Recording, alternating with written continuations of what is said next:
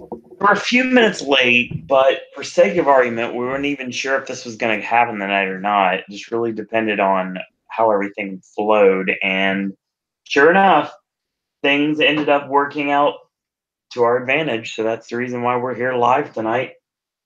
Welcome to another edition of a wrestling podcast, exclusively here on the Popcast Network. My name is Owen. Joining me, as always, is Ashley.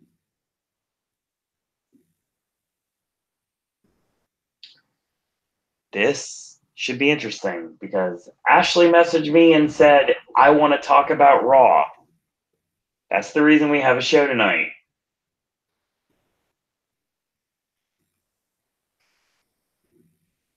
I'll just let you get started. Welcome to the Tuesday Wrestling Podcast.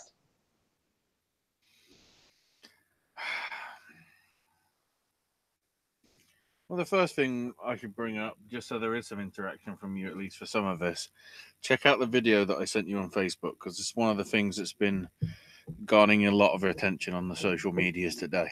Is this something I can watch without sound? Well, it's in Mexican, so yes, it is. You don't have to have it with sound on. Okay, let's watch it. So this, if I can quickly get the notes from F4W. Actually, no, I shouldn't get the notes from there. I should get the notes from Cubs fan.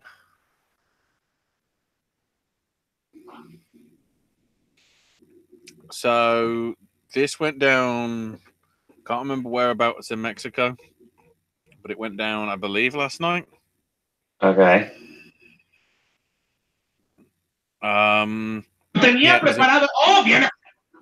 It's a PALL show from the Arena Lopez Mateos. It was a hardcore match between Cuervo from Puerto Rico, which is different to the Cuervo that wrestlers in AAA. And he was taking on Angel or Demonio, who apparently is like about 54. And they got into a hardcore match. I'm sorry, it's just the way that I saw that. It looked, I had to laugh out loud. That guy's dead. You can't tell he's not. What happened beforehand, which Owen saw, and you know, the video is quite. If you go to the Cubs fan, if you go to the daily update for Tuesday, the 20th of November on Wrestling Observer or F4W online, the link is there. So yeah, Cuervo hits Angel a couple of times with a chair. Yep. Pretty hard, which Angel doesn't sell. So Cuervo goes round to the ringside area looking for something underneath the ring. Angel has managed to find a cinder block, throws it, just so happens to smack him right on the back of the head, which breaks the cinder block in two. The guy is out on the floor. There's blood all over the floor. Whether that was earlier on in the match or whether it's just that was the blood that came out. Right. The great thing is Angel then goes over to try and continue the match. And the doctor that's come out is just like, get the fuck out of here. And then the big irony is, at least for the full version, which is sort of time-stamped, it is on YouTube, but it's time-stamped, easier to see the full, aftermath of. The thing is, this was a casket match, so the referee told Angel to get into the casket himself so they could still have a finish. Angel tried to explain himself in the ring, in a backstage promo, and on Facebook. The public reasoning was that Cuervo hit him with a chair 7 times, so he was hurting when he threw the brick and intended to throw it in his back. Backstage, it's more that Angel was annoyed about how hard he was hit with those chair shots, and annoyed about other things in the match.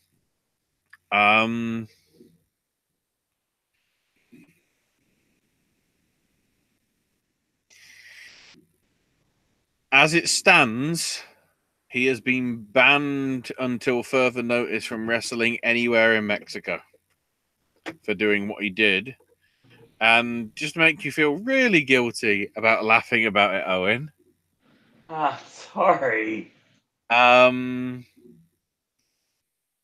He's had surgery today to hopefully remove a giant blood clot in his brain. Good Lord. The thing is, depending how well the surgery goes, it's possibly something that could be like legit affect the guy's life, yet alone wrestling career. God. I only bring that up because I thought that was the most distasteful thing that happened in wrestling this week. Except, Raw happened. Oh, breaking news. Jinder Mahal and Alicia Fox just beat Bobby Roode and Natalya. Why? I don't know. The great thing is they're saying, oh my God, they're in the playoffs. They aren't eliminated yet because they actually won a match and the other team haven't. If you look at the brackets, I need to have a quick look at this. I think as it stands, some of the winning teams cannot be caught by either of these two lower teams. So that doesn't make sense. Yeah. So, because they're supposed to face each other once. There's going to be 4 matches, isn't there? Mm-hmm.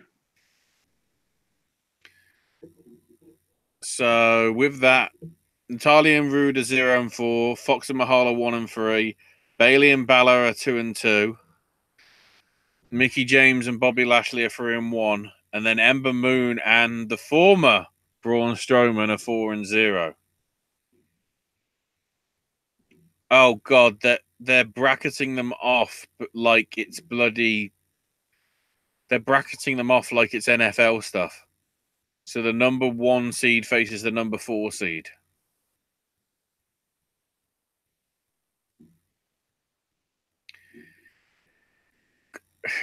The thing to note with this, I'm pretty sure half of these teams have people that weren't supposed to be with them. Well, yeah. Because they keep getting fucked up.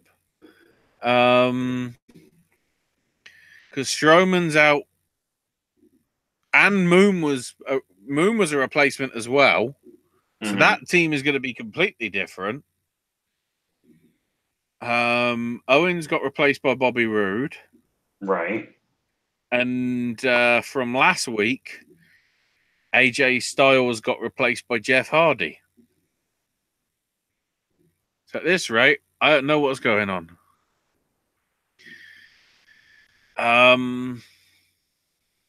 Christ. What a mess.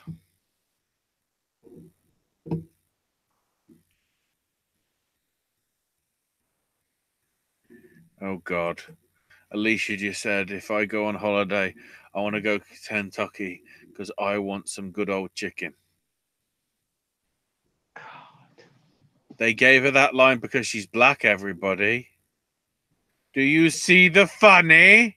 Yes? No. No? I'm not even. I'm just. Oh. Mixed match challenge. What in the living? God, he nearly swore. He nearly swore, everybody. He didn't even watch the thing. Well, first off, I don't like gender anyway, and Alicia Fox is lucky she has a job. I mean, I honestly thought she was going to lose, and that was like Black Friday or whatever they call it. Black Day, insert day here.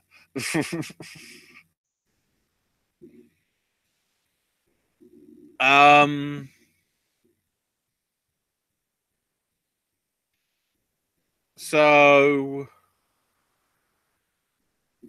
they kept stressing how Raw did the clean sweep because the pre-show doesn't matter. And basically Corbin wants Stephanie to make do on the promise that he'd become permanent GM. Except here comes Braun, and if we're talking about if we're gonna deal with business, can we deal with my business? So Stephanie makes Corbin versus Strowman official, in inverted commas now, the TLC. If Corbin wins, he becomes permanent GM. If he loses, he loses all authority altogether. He gets kicked out completely from the job. But Strowman, if Strowman wins, he gets Brock Lesnar at the Rumble, but only in that sense. But he basically said that Corbin was going to get these hands and tables and ladders and chairs. So then Corbin wanted to put Strowman in a handicap match against Drew and Bobby, and Stephanie went, nah, it's going to be you, Drew and Bobby, versus Braun, Elias, and Finn Balor. Then, amazingly, they decided to make this match an elimination match. So it went 33 minutes on television that you couldn't skip unless you're watching a highlight on YouTube, in which God bless you.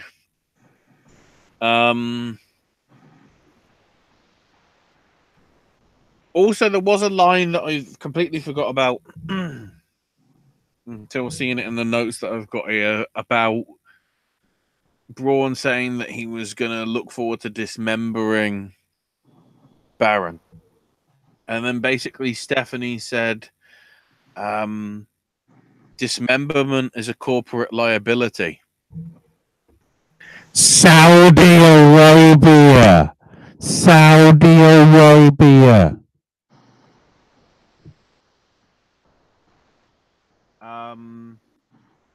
Balor gets taken out first with a Claymore.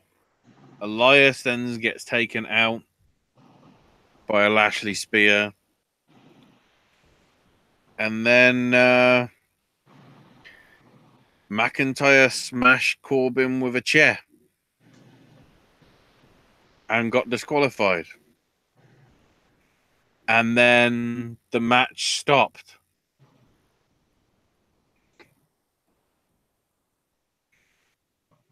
Because apparently the fact that it was elimination meant if there was a DQ, that would be the end of the match, whatever.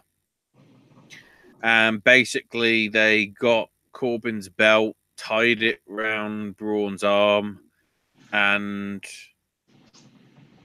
Musha Corbin used some steel steps to smash him into the other set of steel steps. Blood all over his arm, Strowman, which was there beforehand anyway. And Braun sort of saying, I can't feel my fingers, I can't move my arm.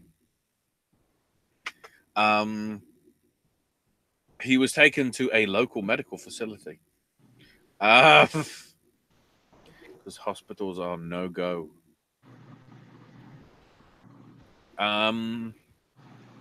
The truth of the matter is, apparently Braun's getting surgery today for removing bone spurs in his elbow. The twist to it is depending on the severity of the surgery, he might miss TLC. Wow. So storyline,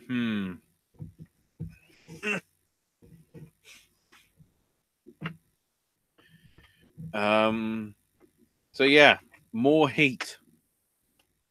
More heat.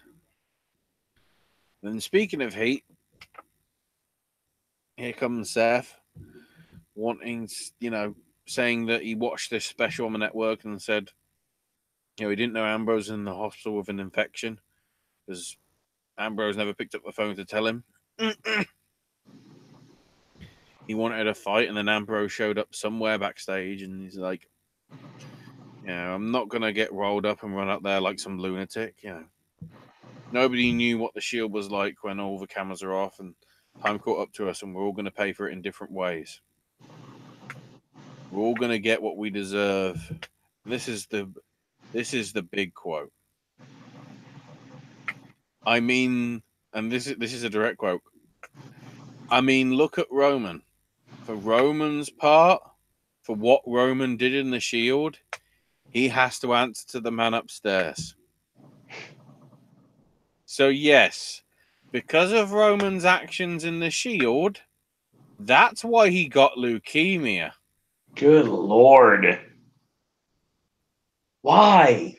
That isn't the way you do, not even cheap heat, heat of any fucking kind.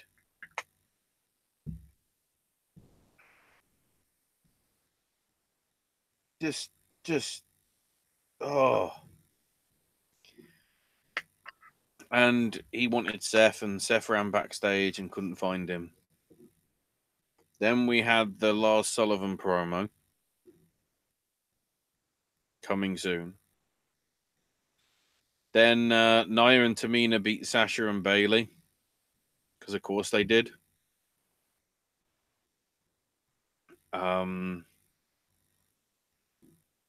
And Nia, of course, got the win with the Samoan drop. And all that.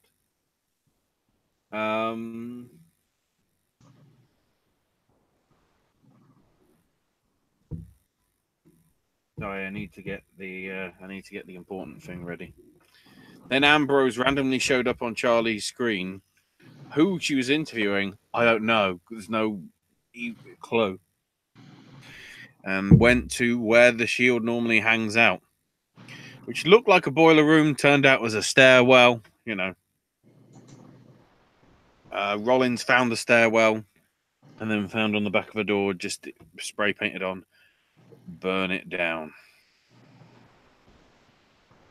And then I feared this had happened.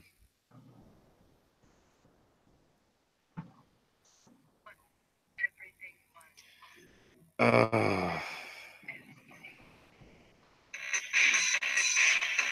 no. We recap. I'm leaving it there just in case, monetization and all that, because thanks, YouTube. We recap the whole Drake Maverick piss thing. Oh, Lord.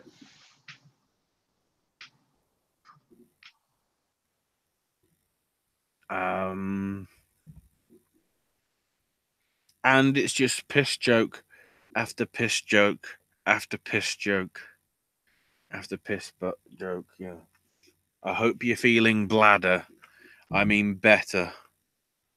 Doesn't even make sense. Nope. And then Maverick's just like, you're in trouble now. And then everybody laughed because you said you're in.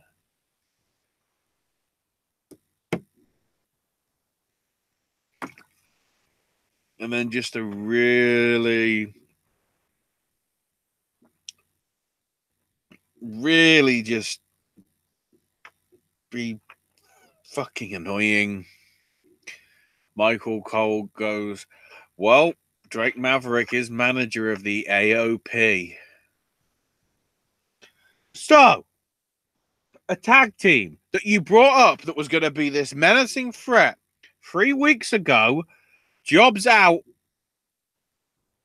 to Chad Gable and Bobby Roode pinning the B team in a triple threat, of which the menacing team weren't even a part of. Literally 7 days later, win the Raw tag titles off Seth Rollins. So look big and mad as hell. And within 2 weeks of that, they're now the piss team. Wow. What the fuck are you doing? I thought Revival was mismanaged. I thought insert NXT talent here was mismanaged. I now feel sorry for AOP. And thank God Paul Ellering isn't associated with it. Because if they tried to do the piss thing with him, I think he'd try and murder a bitch. Probably. Then Lucha House Party beat the Revival in Lucha House Rules, which basically means 3-on-2 handicap. Apparently. They won via some pinata thing. I can't even remember.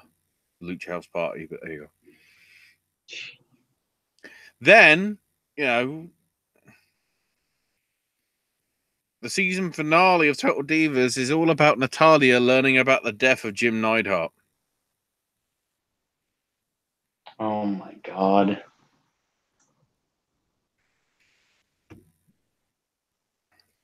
So we're milking that.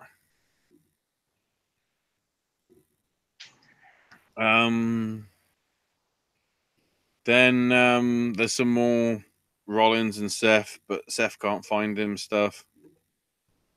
Then Ronda got a very interesting promo saying our next opponent is Nia, and she knew that Nia was dangerous. Look at Becky's face, but she's going to beat Jax, and there is no will. There is no might. I will, and then start the next chapter with Charlotte. I'll find a way to fight her and finish what we started last night. Worryingly seems to me that that's now back on the line as being the WrestleMania match because they think Becky isn't capable enough or that she isn't going to be cleared. And then Ronda says she wasn't just here to talk about fighting. She wanted to show everybody what a real champ looked like. A true champ can't be a fair weather fighter, and you've got to be the best in the world even on your worst day. And if you can't defend your position, you should step aside.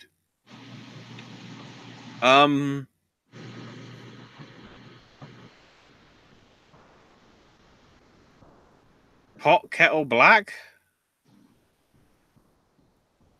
Yeah, because if we're going to go with the UFC stuff, she lost the match, disappeared for 18 months, came back straight into a title shot, not really warranting any warm-up matches, and still lost that one, and then left the company altogether and joined WWE. So I'd say that, you know, and those weren't even her worst days, and she clearly wasn't the best in the world because she lost. And by if you can't defend your position, you should step aside. It seems more like you're afraid. Basically, she wanted somebody. Rousey stressed that she had 17 fights and never cancelled or postponed one. No, but you had a lot of bloody reasons to run away from them afterwards. And she teased having a fight with Corbin, who came out to say you can't have a title match tonight. But then Ronda goaded him into making it. So Ronda found Mickie James, and I'm going, oh. Well, I should be so fucking lucky.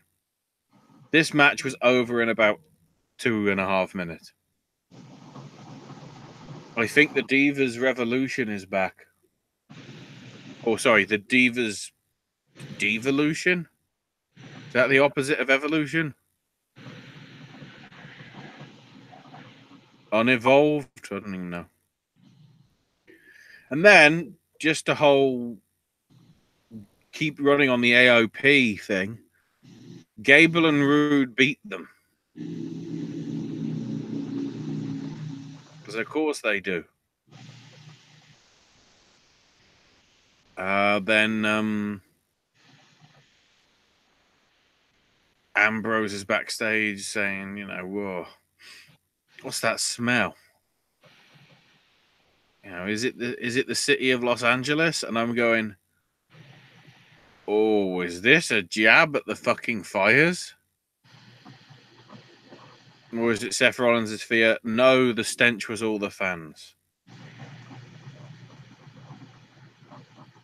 And then Ambrose basically going, there will be no explanation or apology as to why I did it. I'm just going to burn it down. Again, you're in California where they're legit dealing with wildfires. And you just go, burn it down. Then again, Seth did it. I mean, it was I wasn't flaming tonight. All those 3D graphics randomly disappear for the TV stuff. I don't know what that's about. Then Rollins says he was leaving to catch a red-eye flight. And I'm going, but you're literally not wrestling until Saturday and you're both in the same venue. Why are you trying to catch a red-eye flight early? And then Natalya beat Ruby Riott via a small package reversed from a small package from Ruby, which was all right, but basically the great thing is after Natalya won and she was looking happy and everything, Cole went, you do know that this win isn't going to make anything better. She's still going to be grieving. And it's like, way to stop the storyline progression there. Or keep it going when we shouldn't. You dumb shit.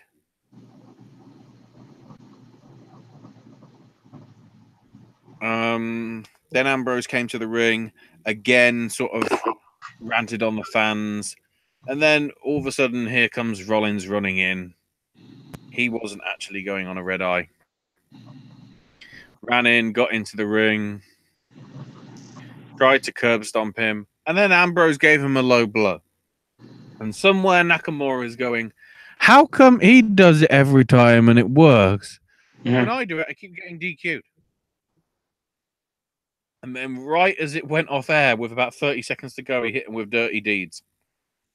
Because I was going, wait, we're running overtime. What the shit's going on? I thought this was over. Ugh.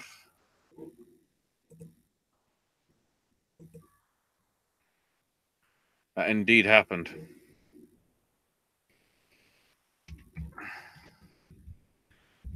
So then we come to tonight. Dear fuck. It's weird how tonight actually felt like WCW. And not in a good way.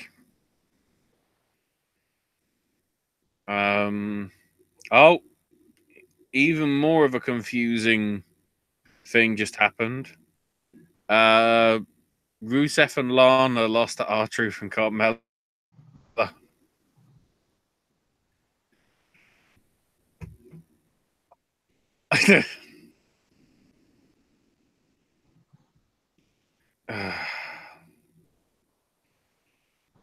So next week apparently is going to be the Raw playoff semi-finals apparently, with Bailey and Balor versus Mickey and Bobby Lashley, and then Ember Moon and whoever she's going to pair up with against Jinder and Alicia. You know what I would say? What the obvious choice is for Ember, even though it isn't? Hello, I'm Elias. Mm-hmm. Because I think there's literally nobody else. Plus, if you're building to whoever wins gets I mean, okay, they get a holiday to wherever the fuck they want to go, which is a stupid prize. But whoever wins gets number 30 at TLC, gets number 30 at the Royal Rumble for their respective sex. There is sort of ramifications for it, at least this time. Anyway, to SmackDown. Starts off with Charlotte saying, she was proud of what she did with her attacks. As if, she's turning heel, except they're cheering her. What she did was for SmackDown, the women's roster, and for Becky Lynch. And it's worth noting that Rousey bowed down to the Queen. Now here comes Paige. And thank Flair for beating Ronda, even though she didn't win. Rousey is looking for you, and Flair did say, well, the next pay-per-view is TLC. If Ronda gets in my way, her head's going to be put in a chair and I'm going to stomp it over and over and over again. And then Paige goes, well, the thing you shouldn't have done is beaten up 5 referees. So therefore, I have to fine you $100,000. Which for some reason meant the Iconics came out, made fun of Charlotte for her crazy stares and everything, and then were saying, that $100,000, could we have it? I'm like, this doesn't make sense. What are you doing, Road Dogg? And Flair basically says, no, which one of you is the next Ronda, and gets a beating. Turns out it's Billie Kay, which Charlotte comfortably wins with a natural selection. Then she wants Peyton to get in the ring, and does so. But eventually, Kay comes back in to cause a DQ, and the Iconics beat her down. And then nailed both of them with a double spear, smashed their heads on the announce table, and threw them over the announce table and stood on top of the announce table. Yeah, this heel is getting face reactions. Great job. Miz TV. Now, if you remember, there were tweets sent out by Shane saying, oh, there's going to be ramifications this week. And I'm going, oh, no. Please, no. So, Miz TV with Shane McMahon. Miz says how Shane, is the best in the world, and Shane gradually made his way to the ring because of he's selling the injuries. And said, we hit the coast to coast and put Braun Strowman through the table, and Shane goes, that wasn't both of us, that was just me. And also, in these things, doesn't the interviewer normally ask a question? And the question was, do you want to be my tag team partner? And Shane's like, no. And Miz is like, I insist, we'll have a match right now. And here are 2 local guys from Los Angeles, California, the Bryant brothers. One of them was black, one of them was white. But somehow I think Owen is going to want to watch this when it's on YouTube, because all I'll say, Owen, is one of the Bryant brothers was openly named Eli.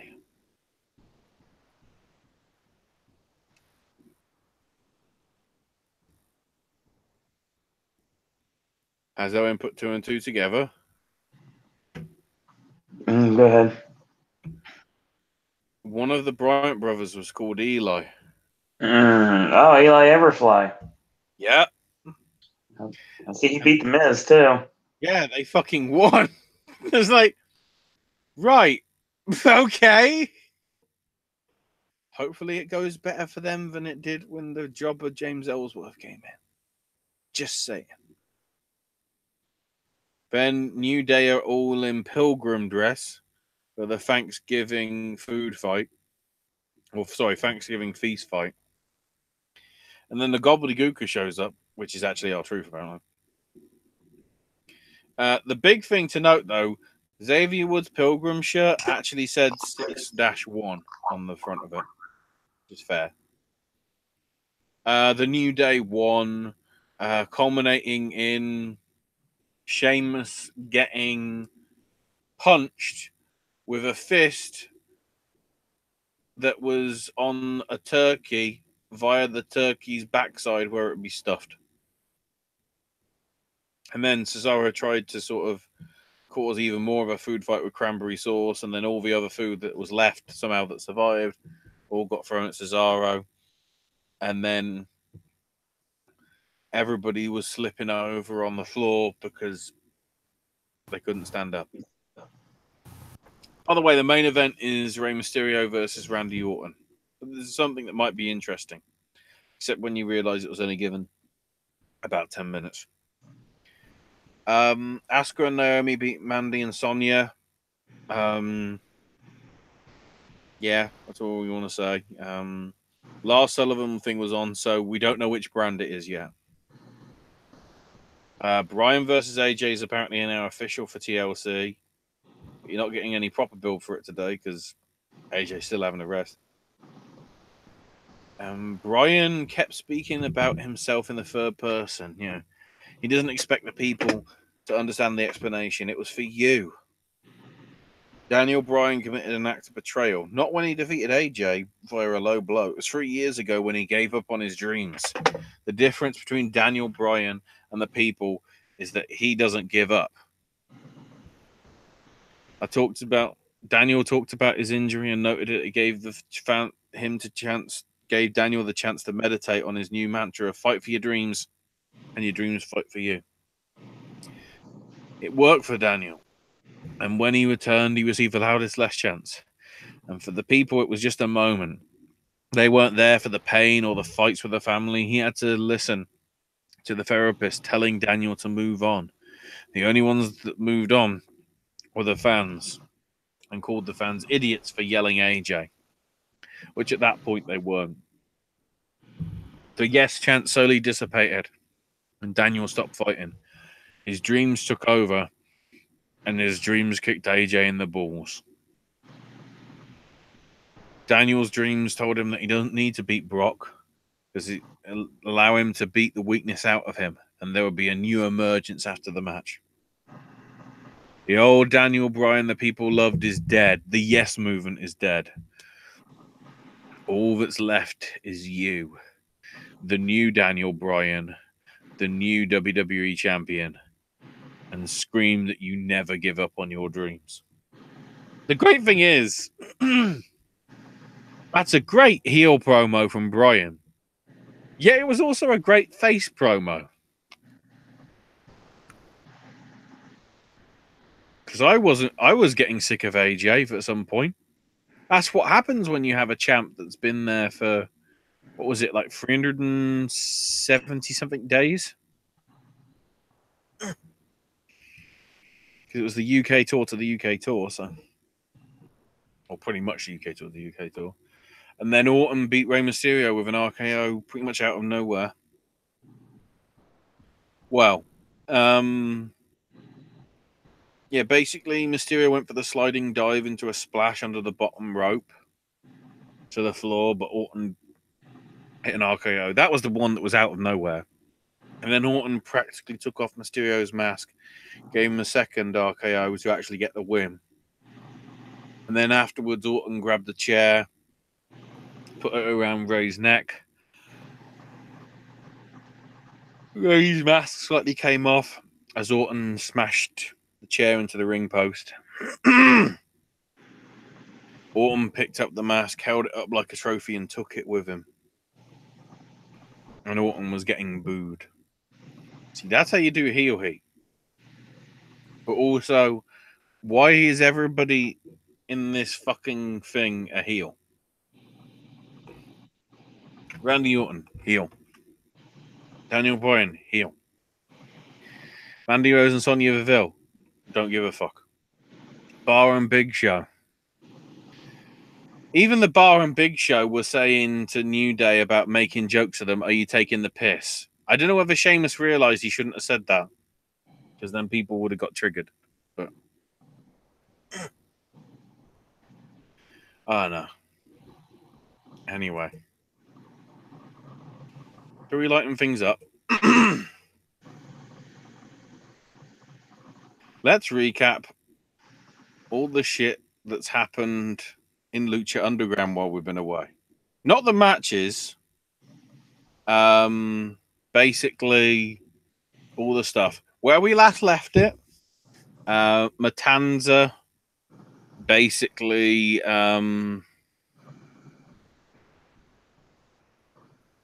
Matanza ruined Taya's wedding, and Phoenix is dead. That's worth noting because basically Katrina's telling Mill that she's done with him and never loved him. She's got her life back, and there was a giant brawl between her and Melissa Santos because Katrina took Phoenix's life force to live. They got to the roof where Katrina tried to kill Melissa and told her Phoenix died for her. Santos tried to throw her from the roof when Muertes saved her. And he grabbed Katrina's arm and said, "This is to remember me by." Put the rock in her hand and then dropped her to her death, maybe. Here comes Aerostar wanting Melissa's half of the amulet that she had, and then took the soul of Katrina, then went back through time and to raise Phoenix from the dead. But because Phoenix was taken out of time, it will take him for a while to turn to normal.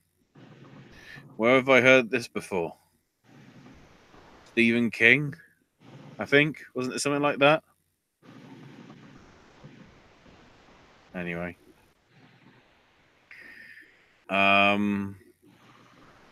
Killshot and Son of Havoc were getting into more of a feud and whatever. Pentagon got challenged by Hernandez because Johnny Mundo, because I don't know. Oh, I see. He wanted revenge for Pentagon breaking his arm.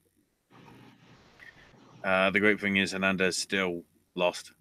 And then King Cuerno attacked Pentagon before he could break Hernandez's arm and laid him out to stand tall.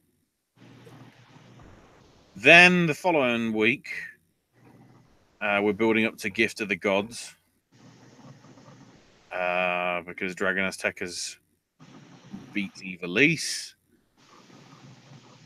Joey Ryan and Exolicious want Evilise to team with them to go after the trios titles, so that's going to become a thing.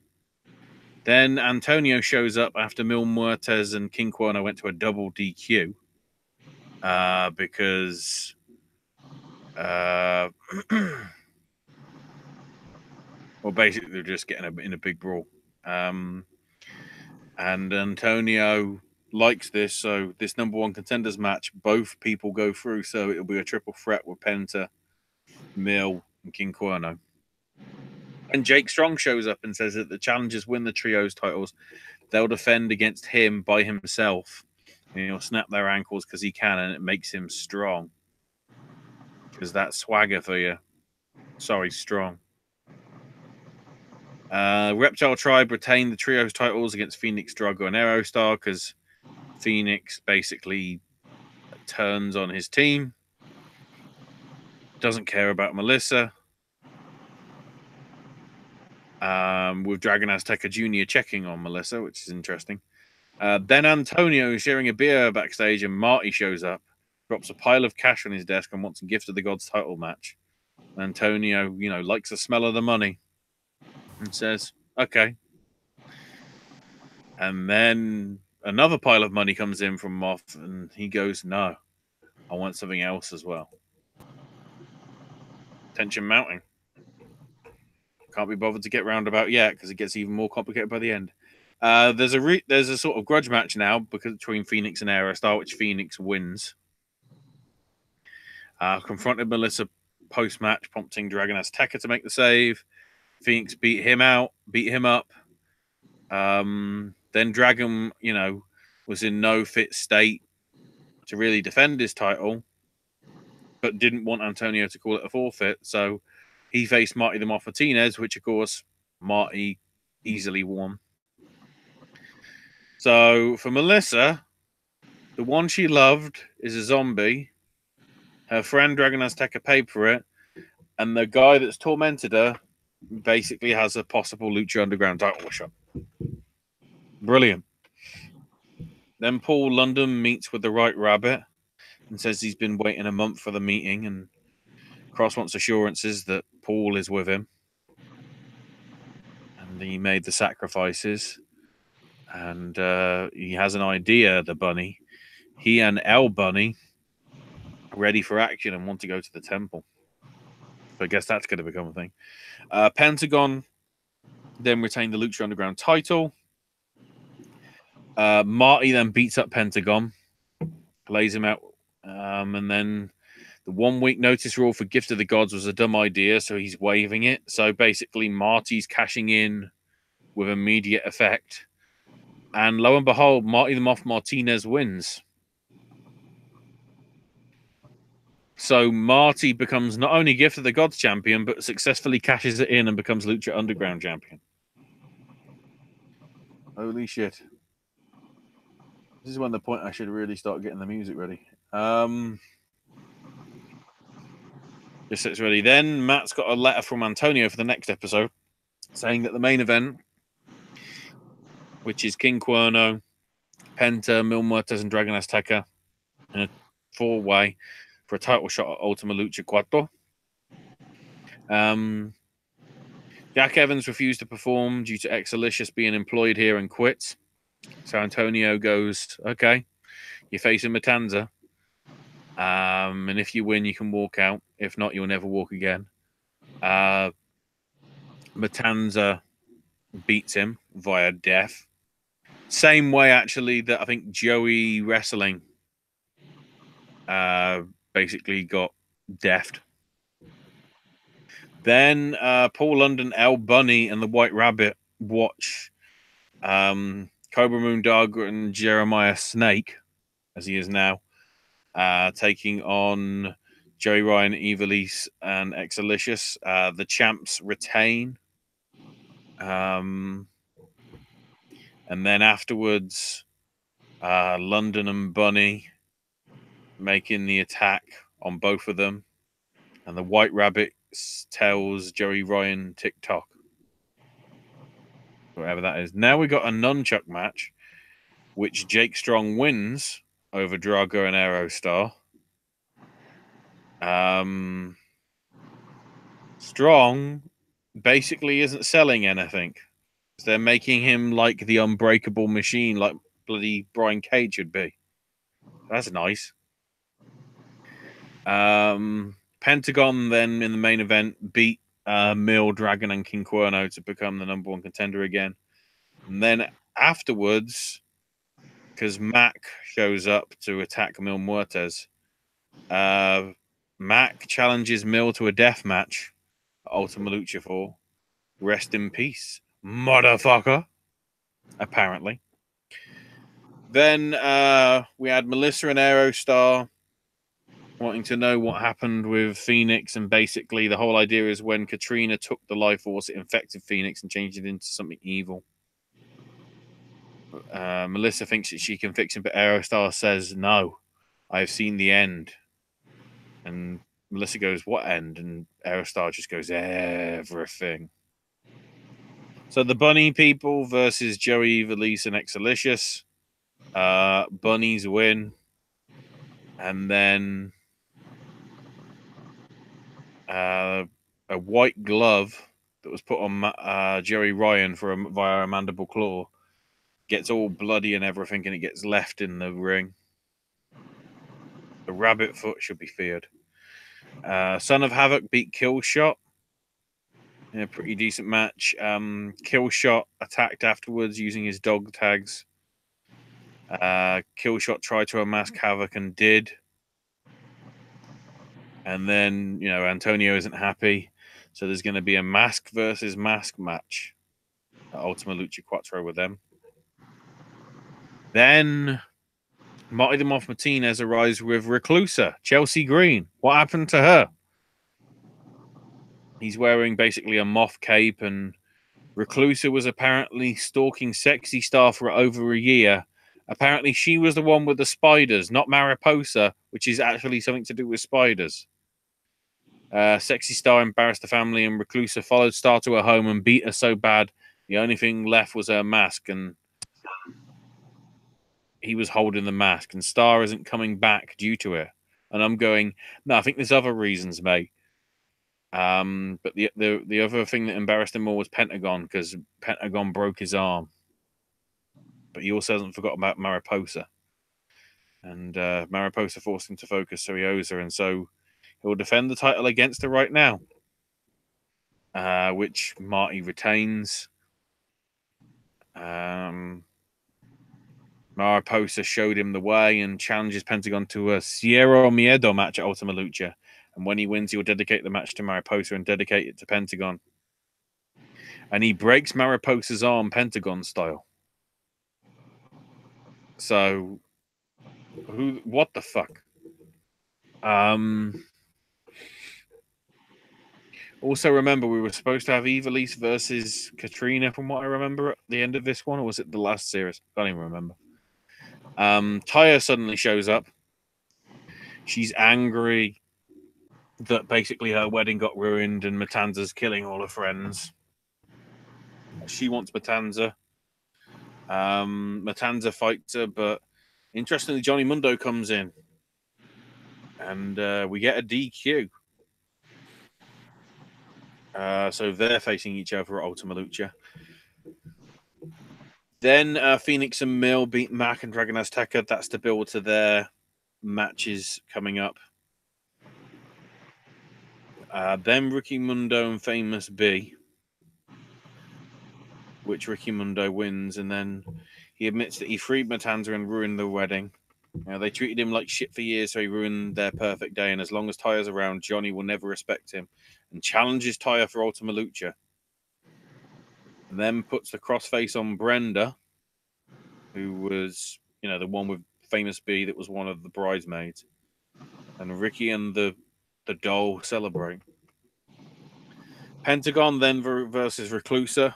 Pentagon wins.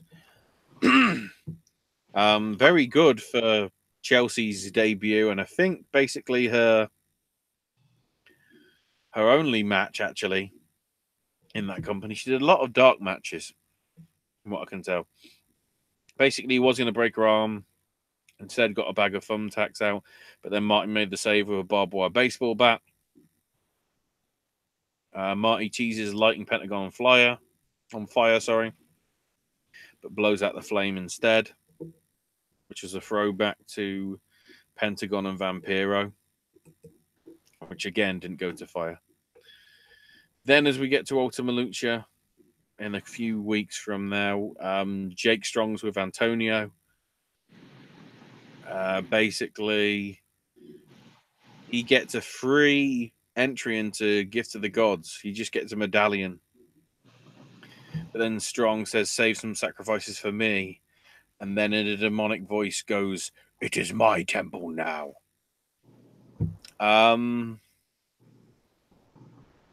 So basically, people are just going to be randomly getting medallions.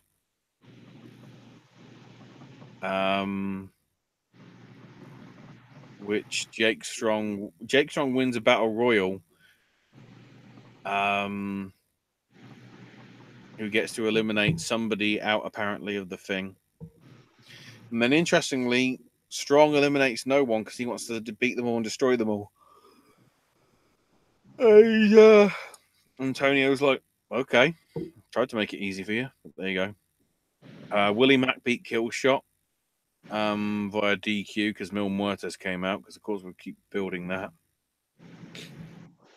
Son of Havoc tries to make the save, but Muertes basically does him out. Exalicious and Ivelisse have been invited to be part of a trios title match at Ultima Lucha, but Joey Ryan's injured. So in comes Sammy Guevara. Famous B says that Sammy has a 7-year contract with him, which is obviously a rib on the whole Lucha Underground 7-year contract thing. Famous B basically threatens a cease and desist and says Sammy can team with Tejano and Dr. Wagner instead, and Sammy beats the shit out of Famous B. So there you go. And then Jake Strong beat Johnny Mundo via submission. It was actually one of the better matches that Jake's had in this company. Matanza then shows up for some killing. Matanza goes after Mundo. Taya tries to make the save, and she gets hit with Wrath of the Gods and then beats down on Mundo. Admittedly, nobody is dead yet. Then the Gift of the Gods elimination match. Jake Strong wins. Doesn't eliminate everybody. Hernandez is out first from Dante Fox. Yeah, Dante Fox is randomly back. Jake Strong takes out PJ Black. Aerostar takes out Big Bad Steve. Aerostar gets eliminated by Strong. Fox then eliminates Cuerno. And then Strong eventually makes Fox submit, and Jake Strong gets the thing. And then, he's got the Gift of the Gods title and can now challenge at any time. And then Johnny Mundo's working out on a rooftop. And Aerostar shows up and says that Johnny isn't ready, and without his help, Mundo will be another sacrifice to the gods. Mundo refuses, but then Drago shows up, and he's got the gauntlet. And they offer it to Mundo in thanks for his previous help, and Mundo puts it on and says, "I feel like a god." Then Drago's like, "Was this a good idea?" And then Aerostar goes, "Only time will tell." And then Mundo does karate stuff. As we head into Ultima Lucha, Aerostar goes to the police station to meet with Captain Vasquez. They've both got the Hearts of the Ancient Medallion and whatever, because apparently Vasquez is Katrina's mother. And then the amulet goes into one piece, and Captain Vasquez disintegrates. Thanks, Infinity War. In the trios title elimination match, the Reptile Tribe, the Rabbit Tribe got basically eliminated via a pinfall by Sammy Guevara, but they attack him afterwards. So of course, that leaves it pretty easy for the Reptile Tribe to mop up the win. Taya beats Ricky Mundo. Afterwards, Taya yelling that Ricky ruined her fucking wedding and puts him through a table and takes Ricky's doll. Then we have Killshot versus Son of Havoc, which Son of Havoc wins. And Killshot must unmask, and he says his name is Lieutenant Jermaine Strickland. And I'm going, oh my God, who knew it was Shane Strickland? He was hiding under the mask for years because he left his brothers for dead. And then Fox, in full dress uniform, meets with Strickland, noting that he was off on a mission, and Strickland requests to be relieved of duty, and Fox grants it. That's how we write Shane Strickland going to MLW, everybody. And then the finale, which, if you didn't think it could get any more what the shit, dear Lord. Johnny Mundo's air guitar with a gauntlet with Taya, and two still has Ricky's doll, and Johnny basically goes, "If I'm sacrificed tonight, I love you." And then the doll talks with her and says the doll tells her that she loves her and that she's pretty. And the doll possesses fucking Taya. Hang on, let's get ready.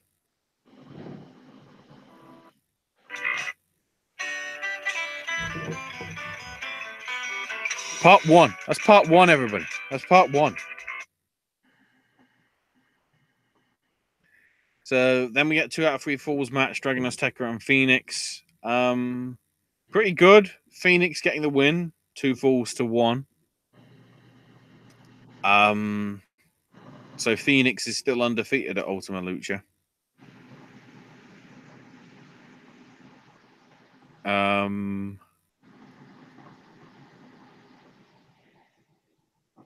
And Antonio shows up and says Melissa has left the building, so we need somebody to replace her, and it's Shaul Guerrero. Then Famous B interrupts and says he's the only guest ring announcer. And Shaw basically goes, "Excuse me," and I'm here to straighten things out. And the Guerrero family is Lucha Libre. And he's nothing but a famous bitch. That's what the B stands for. Then Chavo, who I thought was gone forever, showed up, hit a frog splash on him. It was cool and all. Then the Mac beat Mil Muertes in a death match, with Mac putting him in a coffin, putting some beers on him and whatever. Matanza then makes his way out in ceremonial garb, as if he's like an actual god rather than just a guy that's gone bad at the mechanic place. So the Sacrifice of the Gods match, which Johnny wins.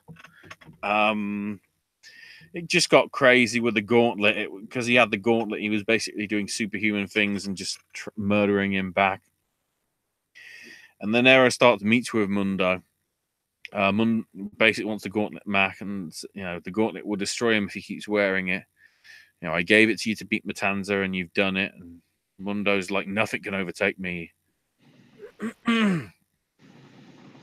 Mundo gives it back and tells him that he's a good man. But Mundo disagrees as he goes to find Taya.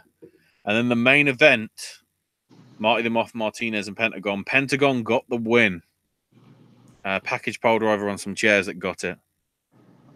Then Reclusa saved Marty from the arm break, and then Vampiro runs her off, hands the champion to Pentagon. And then Vampiro attacks Pentagon.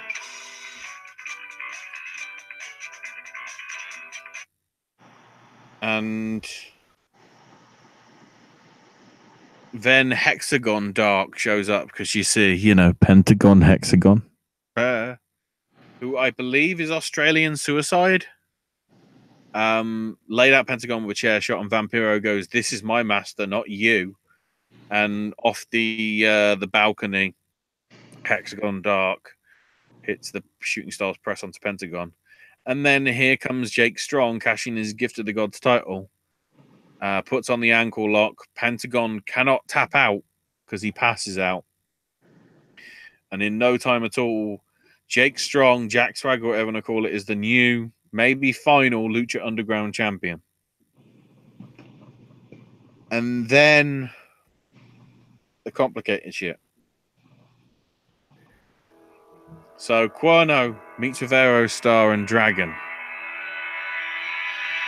as they agree to put the gauntlet into hiding. They give it to Dragon as they talk about the she that wants to use it and leaves. Then Black Lotus returns from nowhere, telling Matanza she knows that who killed her parents. And she has the gauntlet. So guess what? She rips out Matanza's heart. Jeff Cobb is dead.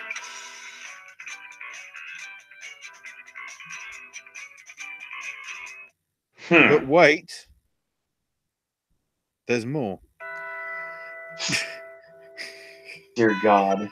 Dragon gets the gauntlet back, but Strong shows up, beats him up, takes the gauntlet for himself, and now says the gauntlet belongs to us.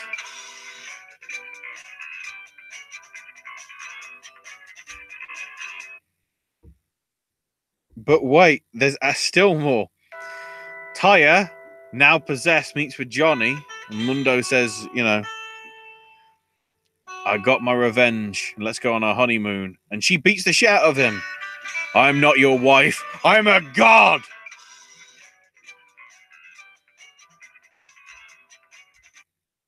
But wait. The amount of fucking twists that just happens in this finale. So Antonio's meeting with some shady figures again.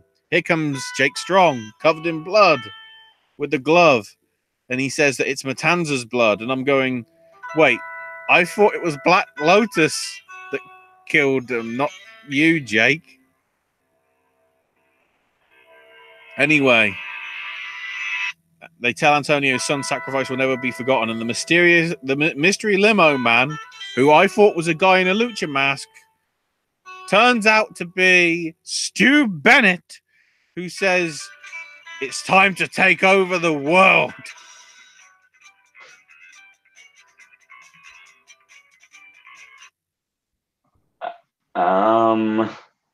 But wait! This sounds like a work. This all happened. Oh my god. We wind back to somewhere between season 3 and 4. Dario's funeral is happening. Antonio is closing the coffin. But as he does, in the split second of like speed, Aerostar comes in, puts the amulet in with Dario, which of course brings Dario back to life as they're shutting the casket door. And all Dario goes is, what the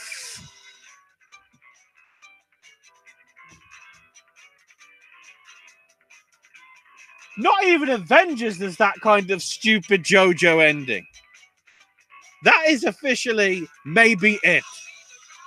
Maybe it. That might be the end of Lucha Underground. Boy, do they want to give you fucking twist after twist after twist at the end. Dear fuck.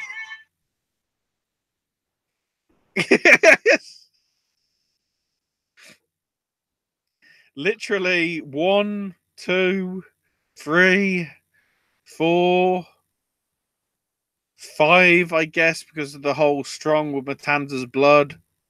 6 with Stu Bennett, and then 7 with Dario actually being alive in the coffin. They had 7 twist endings. Dear God. All in one block.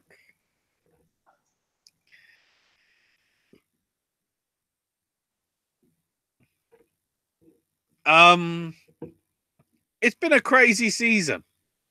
But the problem is I don't think anybody watched it because this was at the same time that NXT was getting a lot more attention.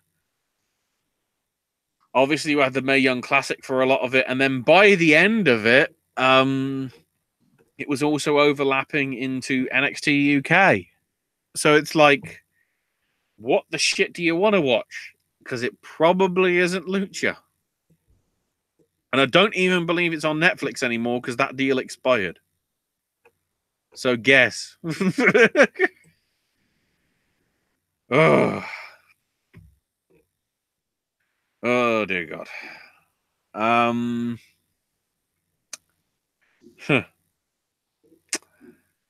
So other stuff.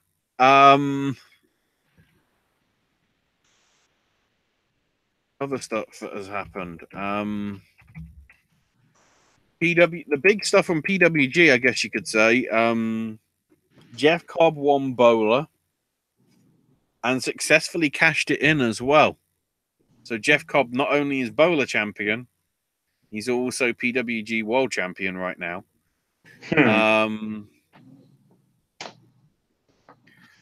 Ring of Honor Final Battle is gradually building its card. As it stands, we have Jay Lethal defending the Ring of Honor World title against Cody in basically Cody's last US match before his free agency comes up. I'm not sure about that. Well, he's out of contract January. I think they're going to pull a fast one. Cody wins, and then he drops the title on the Ring of Honor TV tapings. Speaking of Cody, obviously, where Owen last left, he was NWA World Champion. Magnus literally got the belt off him 3 weeks later in a 2 out of 3 falls. No, I saw that. So they popped a rating just for the nostalgia of Dusty. I don't get it. I just don't. I mean, I saw Cody while I was gone anyway, so. Straight over here. Right. Matt Taven's going to be taking on Dalton Castle. Interesting. Jeff Cobb defends the TV title Oh, yeah, he won that off Punishment Martinez because Punishment Martinez is now in the E. Yeah, I saw that. He's defending it as Adam Page. And then there's going to be a four-corner survival match for the Women of Honor title with Sumi Sakai defending against Madison Ray and Karen Q and either Jenny Rose or Kelly Klein. If you're wondering why Emma Tennille Dashwood isn't in, basically due to I can't remember. It's is it melanoma? Something like that. Due to sort of like skin issues and whatever, she's getting that treated instead. Which fair play. It's good to see health is coming ahead of sort of anything else. So that's currently set for December 14th. I'm guessing we're covering that. December 14th? December 14th is a Friday. Not sure about that one yet. Yeah, no. We'll confirm it later down the line, hopefully. Yeah, hold on, I'm going to confirm right now.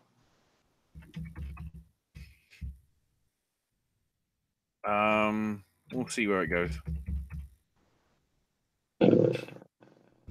No. Okay.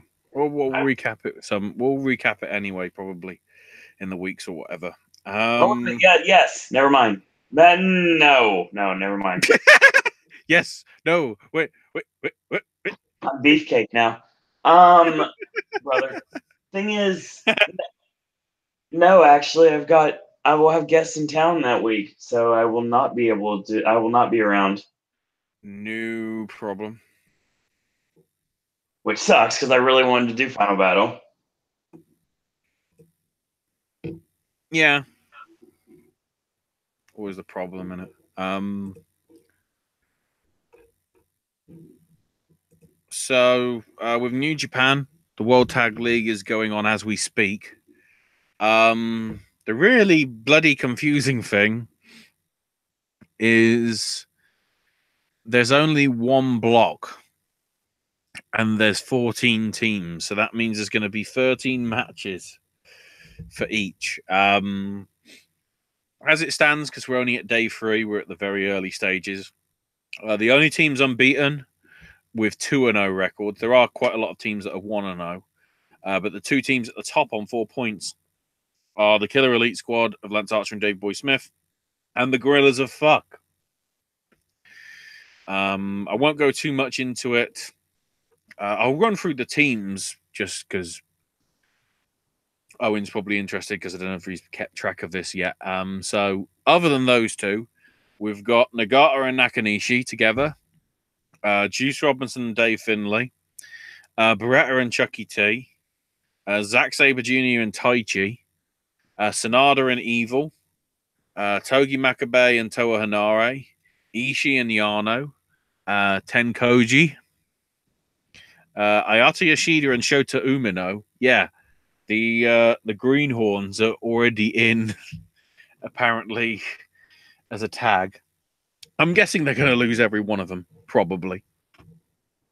Michael Elgin and Jeff Cobb, because reasons. Hangman Page and Yujiro, and Minoru Suzuki, and my favorite, Takashi Iizuka. Who let that guy out of the fucking prison? What's that all about? Then I guess the big stuff that has happened over the past few months with New Japan. Hiroki Goto got back the Never Openweight title, which Taichi won off him. The interesting thing with that is it was supposed to be Taichi versus Will Ospreay, but that now isn't happening, which is a bit of a shame. Ishii beat Suzuki, I think, at Rev Pro to win the Rev Pro British Heavyweight title. Ishii retained it at Power Struggle, which was the big show a few weeks back. And Jericho beat Evil via submission in a pretty good match. This is all building to, well, The first thing it's building to is the World Tag League Finals, which got interesting from the Korakuen Hall shows because Goto offered a title match to Kota Ibushi, and Ibushi wasn't happy with it. And then Goto went, "Oh, fine, I'll find somebody more deserving." And Ibushi said, "Okay, we're doing this." The key thing is, who's been wanting Kota Ibushi the most over recent months? A certain Will Ospreay. Yeah. So I'm thinking, I mean, we'll obviously cover this as it happens, but I'm thinking Ibushi wins over Goto, and we get Ibushi versus Ospreay at Wrestle Kingdom. I could see that. The matches we have confirmed for that, Suzuki-gun of Kanemaru and El Desperado defend the junior heavyweight titles in a three-way again against Roppongi 3K of Sho and Yo and Los Ingobernables de Japón of Bushi and Shingo Takagi. Wow. Shingo jumped the ship because Pac sent him packing. I made a pun. That's how you properly do it, and it makes sense, WWE. Stop taking the piss. Literally. Kushida defends the junior heavyweight title against Taiji Ishimori. That's a dream match. Ishii defends the Rev Pro British heavyweight title against Zack Sabre Jr. Dream match. I think Zack Sabre Jr. is actually wrestling. I think he has yet to be named opponent at Ring of Honor Final Battle. So probably another dream match. In not dream match territory, Okada's facing Jay White in a Why Should I Fucking Care match. Also, apparently the graphics when White and Jay White and Gado won their tag match against Okada and whoever on the US show, that happened at the end of September, Owen. The graphics say winner, White Gado. Take that out of context. That's an interesting quote, isn't it? God. Chris Jericho defends the Intercontinental title in a rematch against Naito. We're getting very little bill for that, but I would not be surprised if Jericho showed up somewhere at the World Tag League. And then Kenny Omega defends against Tanahashi. I really think if that Omega loses, is he going to the E? I think it's a bad idea. Or are they doing something else? I think it's a bad idea. I think remember what we talked about a while ago, which I brought up the idea of doing an elite promotion. Mm-hmm. I think that might be what we're leading towards. The problem is there's already elite promotion. It's called Elite. It's in bloody Mexico.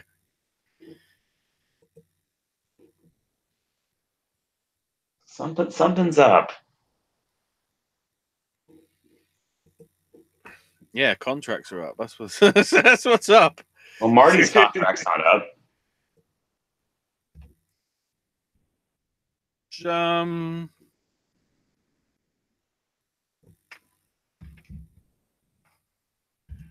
Let's see if we've actually got any news for Pro Wrestling Guerrilla. No, we haven't. Smokey and the Bandido happened, which is where the title change happened with Jeff Cobb and Volta.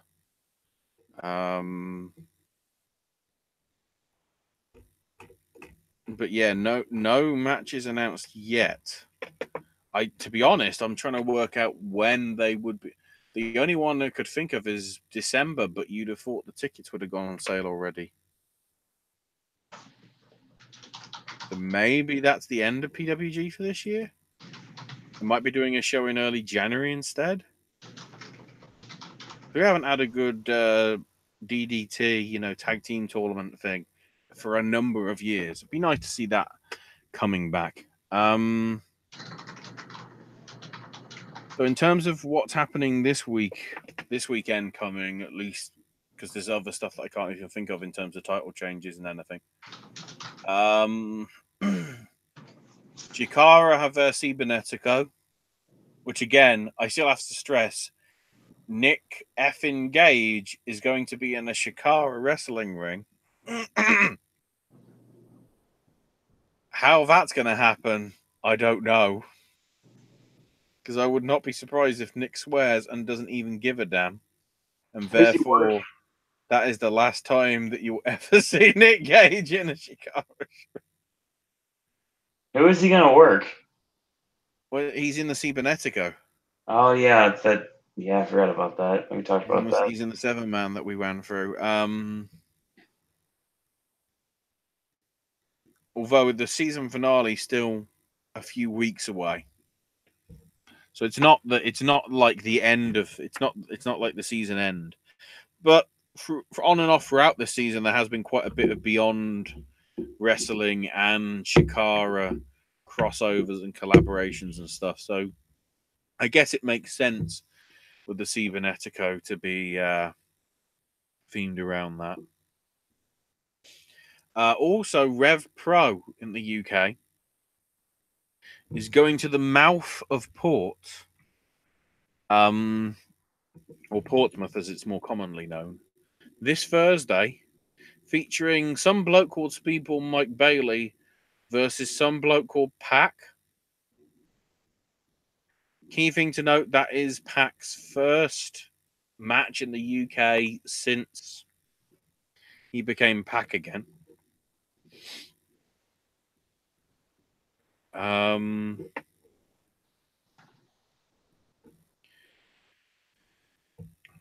Trying to think.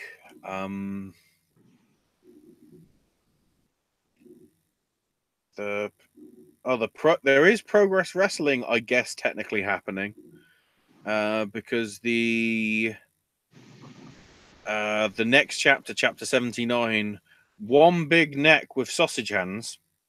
I'm trying to work out what that's from.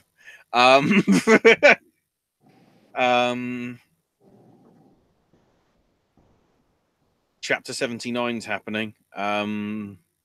Eddie Dennis, who of course has that title shot of his choosing, faces Mark Haskins, who failed to beat Volta at the last show a few weeks back. Welcome, Jeremy Mills. Hi, Jeremy. Yeah, this is one that I didn't see coming. And hello, Jess Bronson. The Anti-Fun Police are going to be taking on Team Tremendous. So it's cops versus cops. And to be honest, a very rare time when Dan Barry and Bill Carr get out of the country, in all honesty, and together.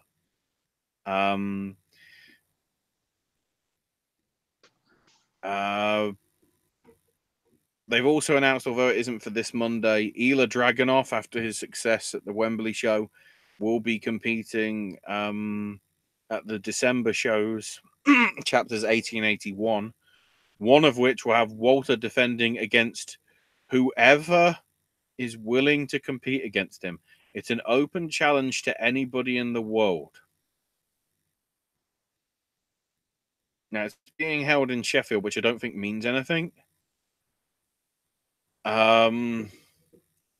Who do you think Progress could manage to get? God, there's so many names. Because I'm thinking like internationally. Because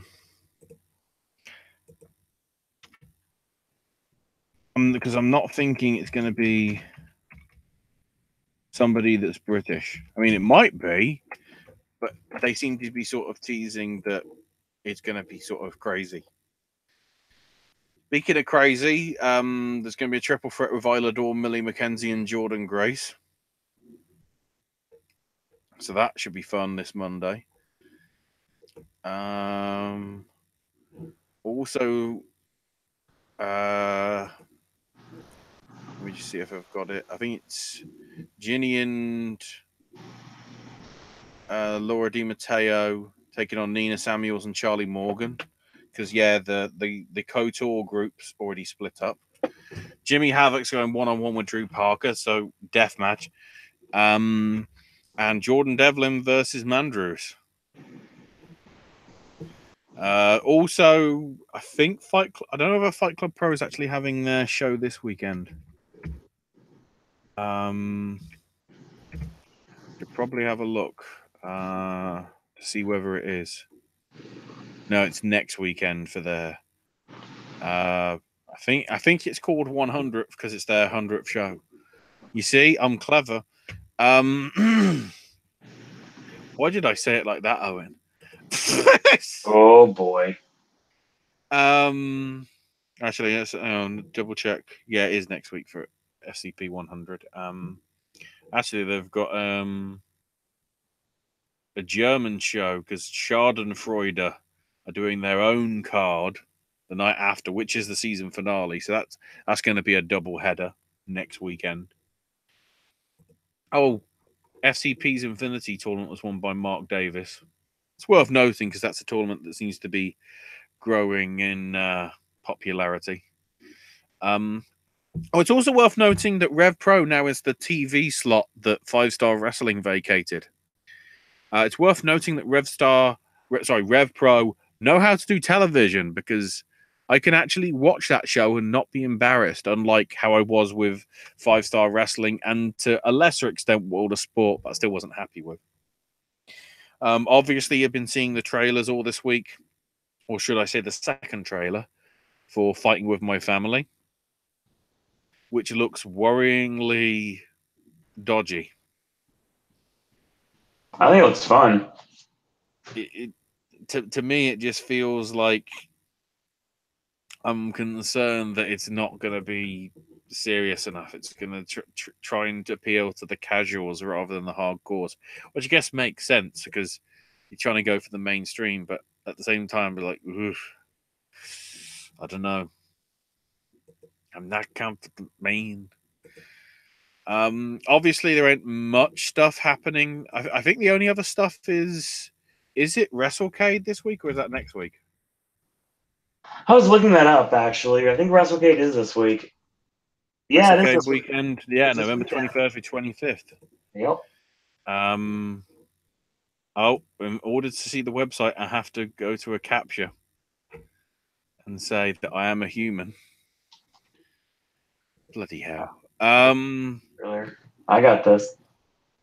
I was trying to see what we've got on the card. Oh, I'll tell you. Ow.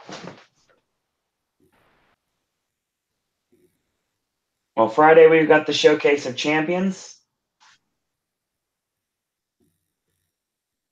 And we've got a card, at least a tentative card.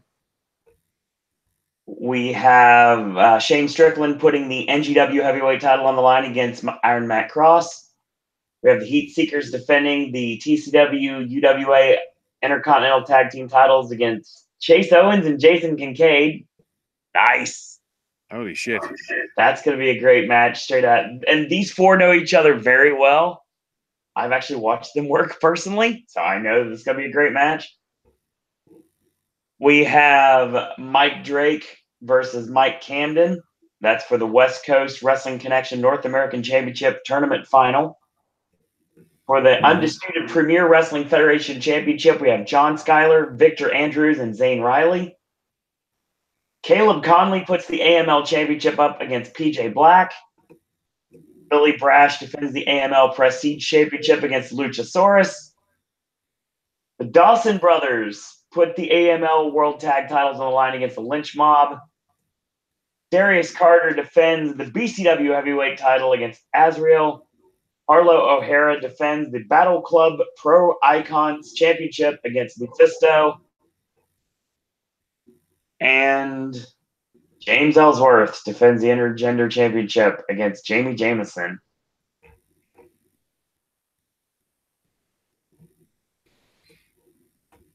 Was that just the showcase of the champions, or is that the? That is literally the showcase of the champions. Okay, so from what I can tell, the big thing on the Saturday is the Super Show. The Super Show stuff is happening, along with like a Breakfast of Legends, where you too could also get Hep C from Abdullah the Butcher. Good Lord. Oh, speaking of that, I got it. No, but with Abdullah, apparently he's going over to Japan New Year's Eve because they're going to be doing some sort of like. Oh no, it's not. It's actually in February. Sorry, next year. They're doing a Japanese wrestling sort of like 40th anniversary thing for one of the TV stations, where literally every single company is sending one or more talents to be part of it. And then one of the bits is like Abdullah the Butcher's retirement ceremony, which is ironic because he hasn't wrestled in years because of, that Hep C stuff. They haven't announced any card for it yet, but there is at least somebody from New Japan. But then you've got the usual DDT, Big Japan, All Japan, some Yoshi stuff. In fact, I even saw this week one of the women's wrestling legends, although she broke her finger while doing it, managed to tackle some bloke that was trying to rob another woman and basically sat on him until the police got there. I've got the Super Show card. Cool. We have Billy Gunn putting the VCW heavyweight title on the line against Brandon Scott. This is the pre-show, by the way. That's the pre-show, but jeez. 6 men battling for the AML championship in a ladder match. It's the Luchasaurus, Marty the Moth, Caleb Conley, who's defending the championship, Mil Muertes, Psychosis, and Jason Kincaid.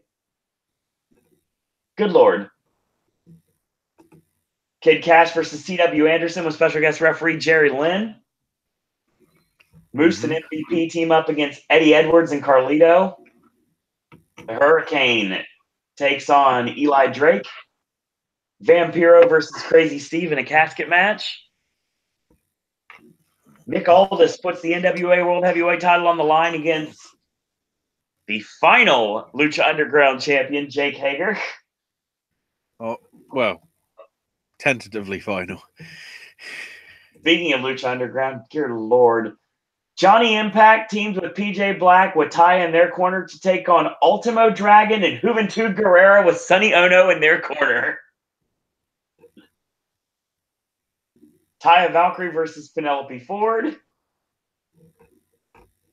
We have a battle royal featuring Dave Dawson, Devin Driscoll, Axton Ray, Chris Payne, Justin Carino, Chris Hamrick, Sean Denny, Bobby Fulton, The Sandman, Dr. Tom Pritchard, Billy Brash, Viha, Zane Riley, The Hurricane, The Blue Meanie, George South, Darren Young, Glacier, Chase Owens, Simon Gotch, Shannon Moore, Falaba, James Ellsworth.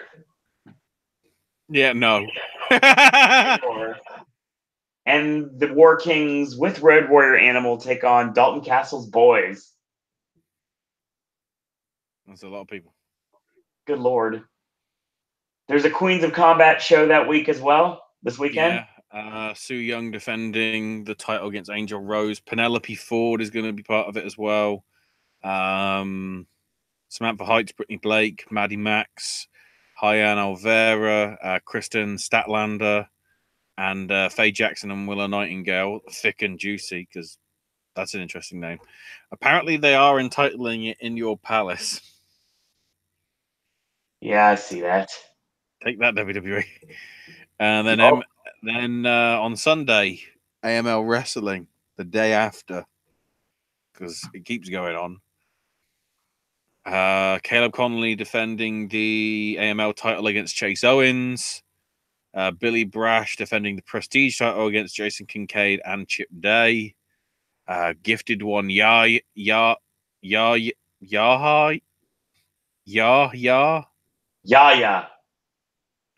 Why is there an H? Just go Yaya. Yeah. Is he related to the Great Power Uti? Oh, he looks like he could be a young Great Power. He'll be taking on Axton Ray. C.W. Anderson, the guy that never retires, against Bevan Divine Driscoll. Oh, sorry, Devin. God damn it, from the font, it looks like Bevan. It might be Bevan. Don't have a bloody building in the background. The Dawson brothers defend their tag titles against the Heat Seekers, and the Gym Nasty Boys versus Dalton's boys, except without Dalton and stuff. AAW Pro also actually has a show this Saturday in Chicago, Illinois. Kylie Ray challenges Kimberly for the women's title. That's actually the main event because quite a lot of them aren't able to be there and whatever. Myron Reed and Al Fox defend the tag titles against Laredo Kid and Ray Horus. Mance Warner versus Fred Yehai. The Besties versus Kurt Stallion and Jake Something. Seidel versus Phoenix. And then a non-title match because I think, it's the Heritage Champion Trevor Lee versus the World Champ ACH. Which I know it says non-title, but given that the rumors today suggesting that ACH is wanted as soon as next month by WWE, I've got a feeling titles are going to have to move soon. Or soonish. And also MJF versus Sami Callan's on it. Eddie Kingston, David Starr, Jessica Havoc, Jimmy Jacobs, Josh Briggs, Colt Cabana, a lot of other names as well, including the Pounce King himself, Ace Romero, are going to be part of the card. I guess the big thing with David Starr, I don't know if you saw this, he's actually relocating to the UK next year. Huh. He's going to be doing a lot of, I guess, Progress, a lot of Rev Pro, a lot of, I guess, Fight Club Pro. Basically, UK shows. He isn't going to be wrestling in America. I believe his last show is the Beyond Wrestling show towards the end of the year. I'm not entirely sure exactly as to when. And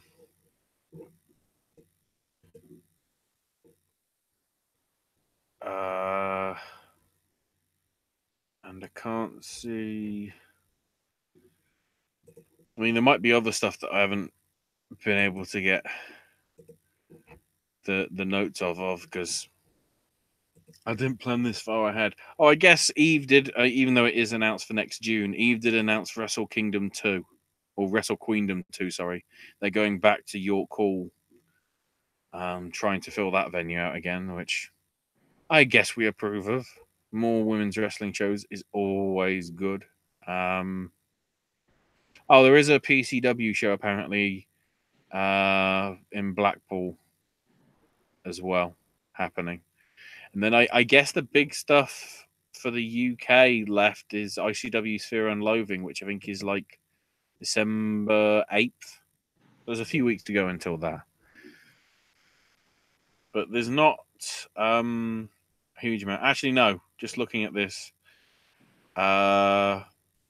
it's December 2nd for ICW.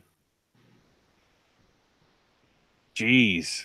Sorry, I've just looked at this bloody tag team match that they're having. It's a number one contenders TLC match, and Luking Sharp and Krieger are in it, along with Jimmy Havoc and Mark Haskins, Ashton Smith and Rampage, and two guys called the Briscoes. Wow. It's all happening, apparently.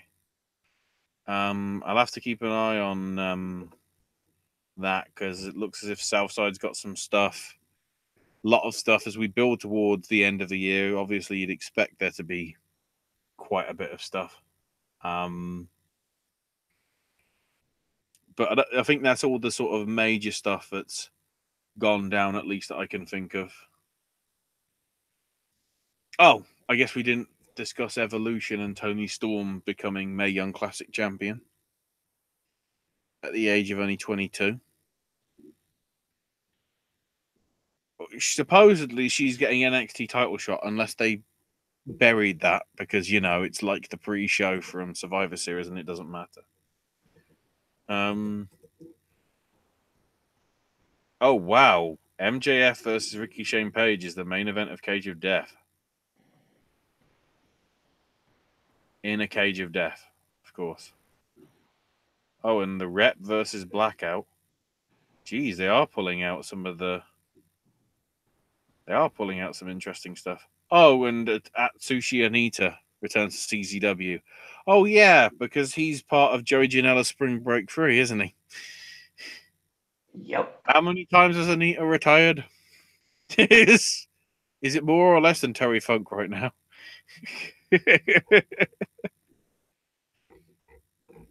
Anyway, that'll probably be a lot, so I can keep a track of stuff coming in over the next few weeks. Oh, wow. Interesting picture of Becky Lynch I'm seeing here with the thing up her nose. I guess it's some test thing because it says, "This is me right now trying to get out of doctor jail so I can remind some people exactly who I am." I don't know whether that's what they do then to test for CTE then. That's an interesting picture.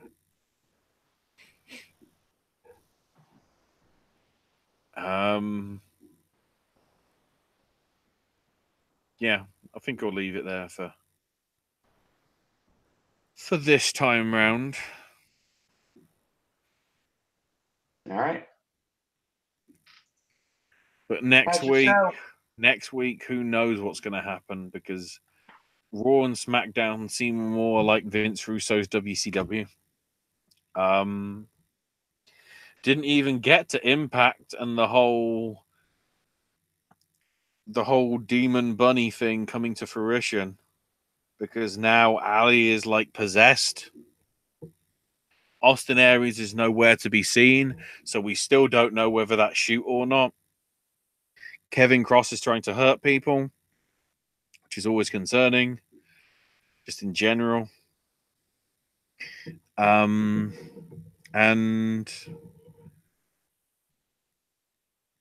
I think that's everything. With NXT UK, I think they're building up this week, continuing, into next week with the finale of the women's title tournament. Spoilers, we already know who's won. So great. Although they are taping again in a few weeks, as we talked about last time. I think that's all the major sort of television stuff, isn't it? Most of it's just the indies and sort of Ring of Honor as we wind down the rest of the year and get hyped for January 4th, where probably Jeff Jarrett's going to try and take more credit. Apparently, Jeff Jarrett was the one that somehow organized StarCast. I feel disappointed now. I should say, where's my fucking gold, Jeff? But, I don't think he'd give a shit. Mm.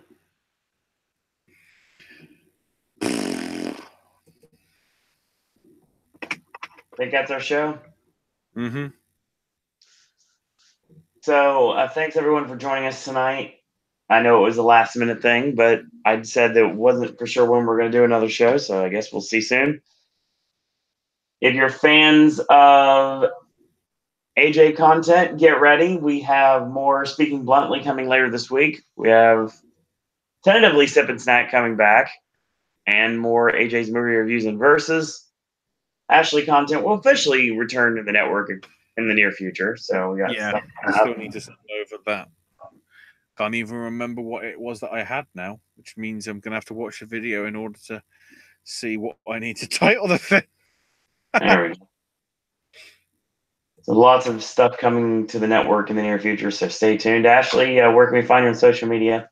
I'm on Twitter at Ash is my name UK, where I'm urging everybody to save the internet, even if they are international, by helping Europeans repeal the EU.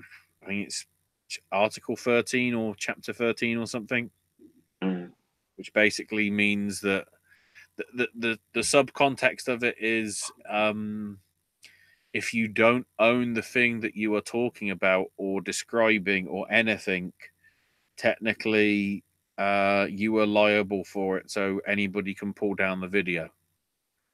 which means fair use actually gets superseded, which isn't the way the internet goes. There's a lot of other more knowledgeable people that are out there, Philip DeFranco, among others, that can sort of give you a better gist of how it's going. So best to follow them instead of me. But yeah, suggest you do that. I think I tweeted about it. One of my retweets was that. Follow me on Twitter at Sir Owen Disney. Follow the network at Popcast Network. Check out our Facebook fan page at Popcast Network. I promise eventually I'm going to update it. So that's going to be your show tonight. And as always, in a world where there are a billion wrestling podcasts, we're very pleased that once more you've chosen a Popcast. I want to thank everyone for watching. Thanks everyone for listening. And until tomorrow, boys and girls, that's all we got to say about that. Piss, piss, piss, piss, piss. It's laughing yet.